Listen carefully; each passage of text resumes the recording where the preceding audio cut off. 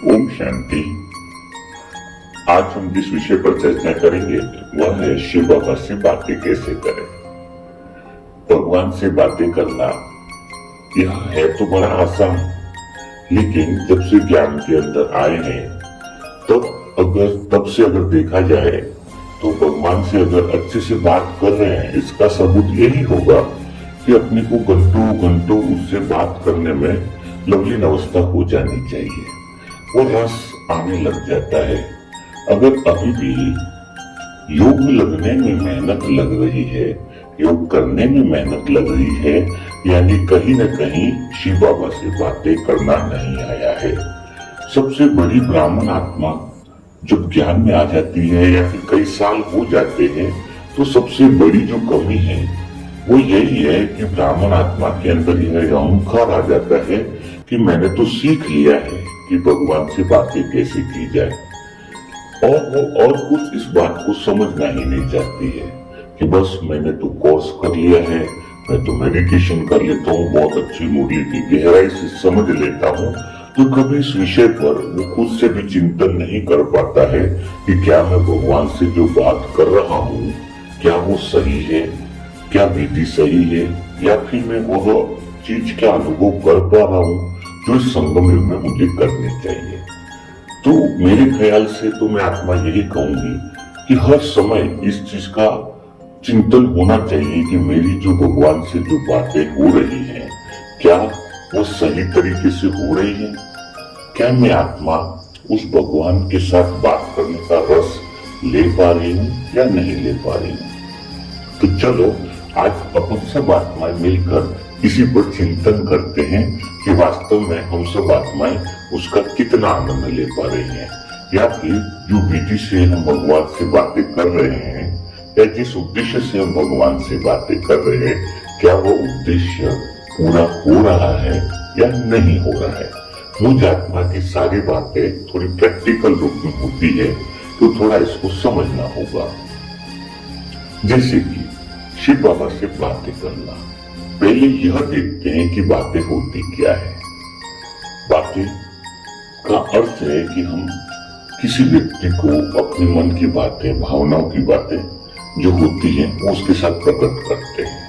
तो दुनिया की बातें और भगवान से बातें करने में पहले यह अनुभव करना होगा कि फर्क क्या है। अगर शिव बाबा से अगर बातें कर रहे हैं तो उसी आत्मा को रस नहीं आता है जिसको तीन बातें क्लियर नहीं है,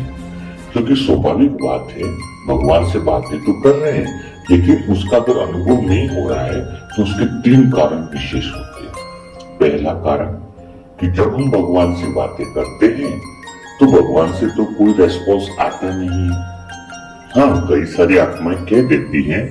कि मुझे टचिंग मिल गई, मुझे तो पता चल गया कि बाबा ने ये कहा, लेकिन मेरे हिसाब से तो ऐसा कुछ होता नहीं है। प्रैक्टिकल में अगर देखा जाए तो हाँ, थोड़ा सा इसको गहराई में लेंगे तो टॉपिक चेंज होगा, लेकिन साधारण शब्दों में अगर कहा जाए तो जब हम शिव बाबा से बातें करते हैं तो तुरंत कोई भी रेस्पॉन्स नहीं आता है, जिसकी वजह से बातें अच्छे से नहीं हो पाती है। यह एक पहला कारण है, क्योंकि किसी व्यक्ति को अगर अपन बोलते हैं कि सामान कहाँ रखा है तो सामने जवाब देता है ये सामान यहाँ रखा है या वहां रखा है, तो टू वे कम्युनिकेशन होता रहता है जिससे पता ही नहीं चलता है किसी इंसान के साथ बात करने पर कि समय कैसे निकला। लेकिन भगवान से जब बातें करते हैं तो तुरंत कोई ऐसा कुछ तो रेस्पॉन्स आता नहीं है, तो फिर अपना मन भी इधर से उधर चला जाता है। तो पहला कारण तो अपने को समझ में आता ही है कि दूसरी तरफ से या बाबा की तरफ से तुरंत ऐसा कोई रेस्पॉन्स नहीं आने की वजह से बातें अच्छी नहीं होती। दूसरा कारण जिसकी वजह से भगवान से बातें अच्छे से नहीं हो पाती हैं वो है कि भगवान तो दिखता नहीं है, शिव बाबा तो दिखते नहीं है। जो कोई दिखता नहीं है तो उसके ऊपर फिर जब बातें करते हैं या उनसे जब बातें करते हैं तो बुद्धि इधर से उधर चली जाती है। एक दूसरा कारण है जिसकी वजह से शिव बाबा से बातें अच्छे से नहीं हो पाती है। तीसरा कारण जो है कि जब किसी से इंसान से भी जब बातें होती हैं तो तुरंत जो भी काम होता है, चाहे प्राप्ति हो चाहे प्राप्ति नहीं हो, उसका अनुभव तुरंत हो जाता है लेकिन भगवान से जब हम बात करते हैं तो तुरंत ही अपने को इस चीज का शायद अगर अनुभव नहीं हो पाता है, तो इस वजह से भी कई ब्राह्मण आत्माएं जो है वो बाबा से अच्छे से बातें नहीं कर पाती है, क्योंकि रोज वही बातें आधा एक घंटा करनी, रोज योग में सेम वही बातें करनी और फिर उससे कुछ प्राप्ति का अनुभव नहीं हो, तो फिर बाबा से बातों का अनुभव ही नहीं हुआ, उसकी गहराई में अनुभव नहीं हो पाती है। तो इन 3 बातें जो हैं वो भगवान से बात करने के अंदर विगत रूप पैदा करती हैं। अगर इन तीनों बातों को अंदर से समाधान हो जाए तो फिर भगवान से बातें करना बड़ा आसान हो जाएगा। तो भगवान से बातें करने के लिए 2 चीजें बहुत अच्छे से समझनी होगी। पहली, दुनिया से जब हम बातें करते हैं तब हमें क्या अनुभव होता है, और भगवान से हम जब बात करते हैं तब हमें क्या अनुभव होता है। तो पहले ये देखना होगा कि हम दुनिया से बातें क्यों करते हैं। दुनिया से बातें इसलिए करते हैं क्योंकि उसके 3 से 4 कारण होते हैं। पहला कारण है कि हम दोस्त हो गया, चाहे रिलेशन वाले हो गए, चाहे ऑफिस का कोई बंदा हो गया, चाहे कोई भी हो गया, तो हम जब उनसे बात करते हैं तो बात करने का कारण यही होता है कि हमें थोड़ा उससे आनंद मिलता है या सुख मिलता है या फिर कुछ अच्छा लगता है। मतलब जैसे लगता है ना कि हमने उससे आधा घंटा बात की तो मुझे बहुत अच्छा लगा। यानी जब हमें अच्छा लगता है तो हम किसी से भी बात करने के लिए जाते हैं और बात करने से हमें अच्छा लगता है तो हम उससे बातें करते रहते हैं।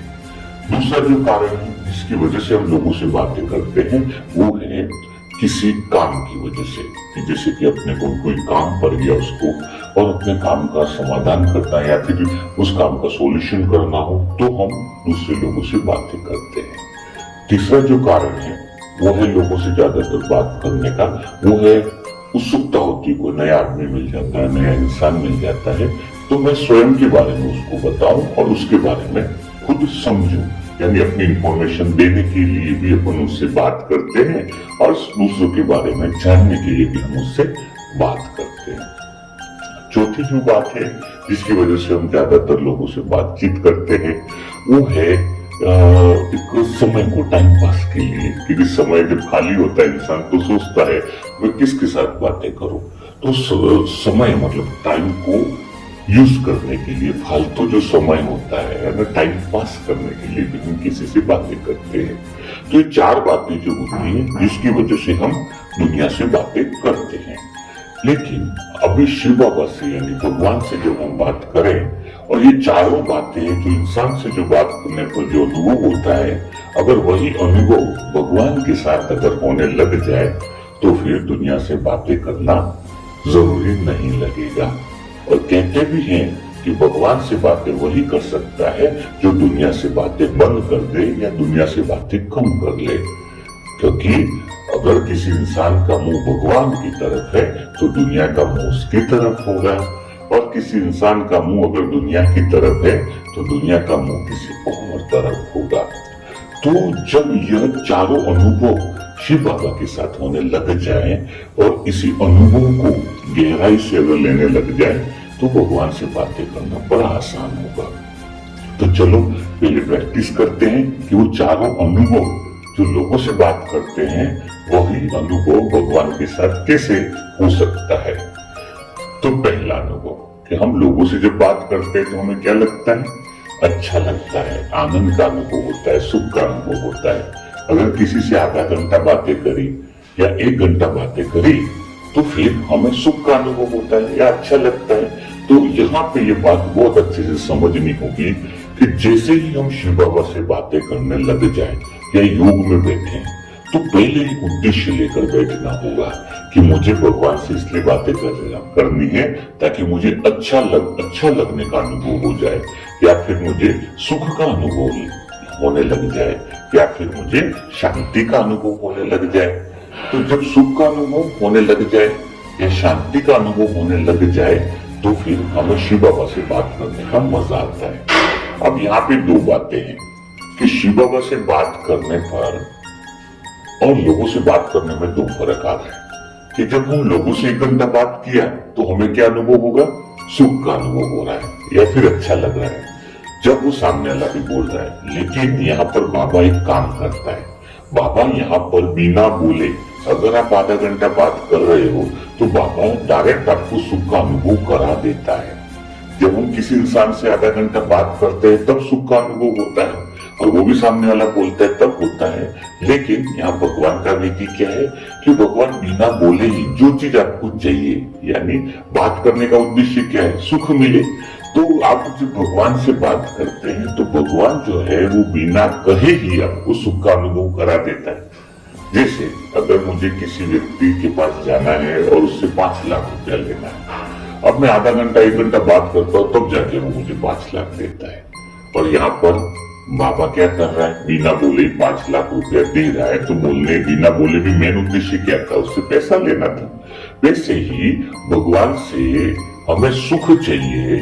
जो लोगों से सुख मिलता है बात करने से, तो वहां पे प्रक्रिया क्या है कि दोनों बात कर रहे हैं तब जाके सुख मिल सकता है या मिल रहा है। वो मिले उसकी कोई गारंटी नहीं है। लेकिन यहाँ पर भगवान से बात करते हैं तो क्या होता है, अगर अपन योग में बैठते समय या भगवान से बात करते समय पहले यह इच्छा से संकल्प रखना चाहिए कि मुझे मीठे बाबा आपसे बात करनी है और मुझे सुख का अनुभव करना है, यानी आनंद का अनुभव करना है। तो जैसे ही आप उन शिव बाबा के साथ 15 मिनट या आधा घंटा या 20 मिनट जब आप उनसे बातें करते हो तो 100% यह बात है कि बाबा आपको वह सुख का अनुभव आपको करा देगा। सुख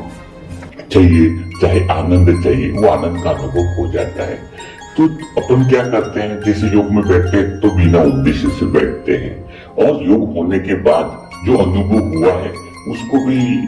मतलब आत्मचिंतन नहीं करते कि मैंने आधा घंटा योग किया तो मुझे क्या फायदा हुआ। तो जब मैं आत्मा भी शुरुआत में ये सोचती थी कि जब मैं दूसरों से बात करती तो मुझे अच्छा लगता है, तो मैं बाबा को बोलती थी कि बाबा मैं भी आपसे बात करूं तो मुझे भी वही सुख का अनुभव होने लग जाए जो दुनिया से मैं बातें करती हूँ तो होता है।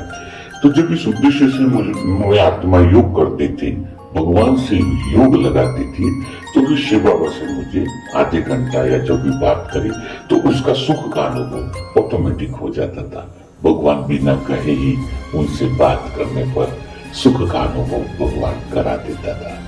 अब एक बात और है कि कई सारी आत्माएं जो हैं, भगवान तो सुख का अनुभव आज कराते हैं, या उनसे बात करने पर शांति का भी अनुभव, जो जिस उद्देश्य से आप बैठोगे वही अनुभव बाबा करा देगा। योग में बैठने से पहले या भगवान से बात करने से पहले उद्देश्य थोड़ा क्लियर होना चाहिए कि मुझे किस चीज का अनुभव करना है, मेरा लक्ष्य क्या है, तो फिर बाबा उसी तरीके का अनुभव करा देता है। यहाँ पर और बहुत अच्छे से बात समझनी होगी कि जिसे भगवान ने सुख का अनुभव कराया या शांति का अनुभव हमने उनके साथ किया,